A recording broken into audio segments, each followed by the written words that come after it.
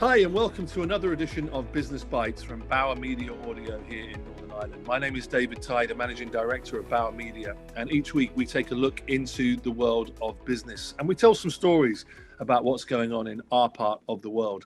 This week, my guest is Danielle McCormick, and she is the founder of Triterra and also the founder of the All Ireland Sustainability Network and Events. So, Danielle, welcome to Business Bites. Thank you very much. Thanks for inviting me on today, David. I really appreciate it.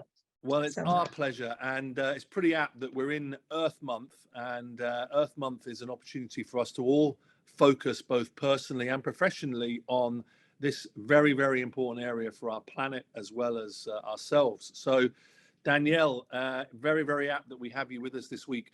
So just tell us a little bit about Triterra, because you're in business to help people, aren't you, in this area primarily? Yeah, maybe cheesy as it sounds, my drive is really to help make a difference across the region, to really help facilitate that sustainability change for businesses, individuals, organizations.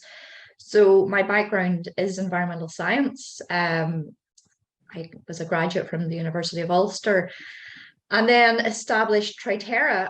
Actually, it was a newer element to the business. I'm out now 6.5 years roughly. Triterra was a sister business to the original one, and we focus primarily on the sustainability consultancy, focusing on the strategy element, mentoring, upskilling, and green marketing. So yeah, we are here to, I suppose, help connect the dots for people as well, and help facilitate those changes and bring those partnerships together for people who are trying to do great things.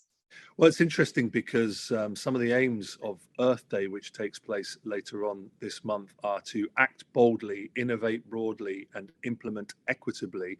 It talks about everyone being accounted for and everyone being accountable. So let's just talk about how you do help businesses. I mean, what are the challenges for businesses in this area? Because it's such a wide subject, and it's something that I've studied quite a lot over the last few years. And it's hard to get started, isn't it? It is. Yeah, it's very easy.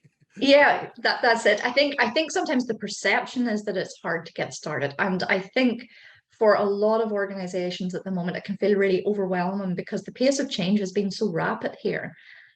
Certainly I've noticed over the past year and a half, maybe, that it's just come in like a tidal wave. And what's happening is that, as you quite rightly have mentioned, there's such a wide umbrella of things that falls within that sustainability remit. We've everything from diversity, inclusion, equality, to renewables, energy, water conservation, biodiversity. I mean, the list just goes on and on and on. But I think people maybe aren't sure how to begin to implement those things. And also, I think one of the big difficulties for organizations and businesses is that quite often this gets put on the radar and it gets landed with somebody who maybe has the word environmental in their job or is taking care of operations facilities. And so it may be the case that, they don't have that knowledge in the first place, that they're sort of trying to start from scratch. They're trying to work out what's relevant for them. And realistically for businesses as well at the moment, there's still issues there with finance, with staffing and recruitment. So there's a lot of things for them to try and work through at the moment, to start getting ahead. But there are easy things that they can definitely do to get started. And I think it's important that they try to just not feel so overwhelmed, because even some very simple changes can start them in the right direction. Yeah, and I suppose that's why you're there, to help people who might need that little bit of help to get started and to continue on their journey, because I think that's the other thing. It never stops. Once you start, you're not going back. No, but it's important for business, and obviously it's more important for our planet. And there's a lot of talk about personal responsibility in this area as well. And what's your view on the sort of the business and personal aspect of being sustainable? Yeah, well, I think realistically, from a business perspective, we are very quickly approaching a stage where if they don't start to embrace this, they are going to become irrelevant. They are going to get left behind. This is very quickly for businesses, aside from clearly being the right thing to do, it's now becoming a competitive advantage for them. So if we're looking at the bottom line, being more sustainable can not only help them to save money if they're looking at things like, say, reducing their energy usage or their water usage. Those resource efficiencies help them to stand to save money. It's also been very closely tied to the ability to attract and retain lead talent, because now we are finding that employees want to align their values with their employers, and quite often they're actually prepared to take a small cut in pay to do that. But all of that aside, it's also becoming a bigger part of procurement, tendering, and they're looking for businesses to have those within their policies and to share those. But it is morally the right thing to do as well, in terms of securing a future for generations to come, leaving no trace, trying not to impact in a negative way the local environment, the local community.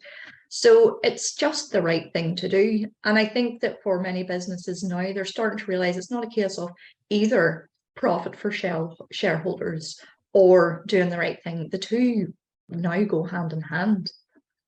Yep, I couldn't agree more. And in terms of the awards, so you obviously, you've got Triterra, but you've also you're the founder of the All Ireland Sustainability Network and events. So just tell us a bit about this All Ireland Network and the event that you run.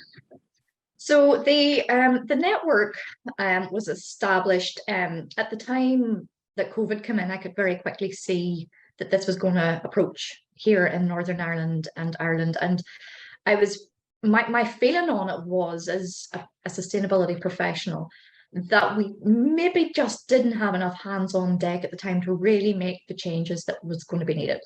So I felt that perhaps there was an opportunity there, a gap, to bring people together to find out who did what where across the whole Ireland, north and south, to learn and upskill from each other as well, to build that network and to create collaboration opportunities. So that's how the network began. The network's still running. It's completely free. It is for those living or working in Northern Ireland or Ireland that might have an element of sustainability in their jobs. They perhaps might have an interest, or they might be studying as well, because students are also in there. And we are just short of about 400 members right now.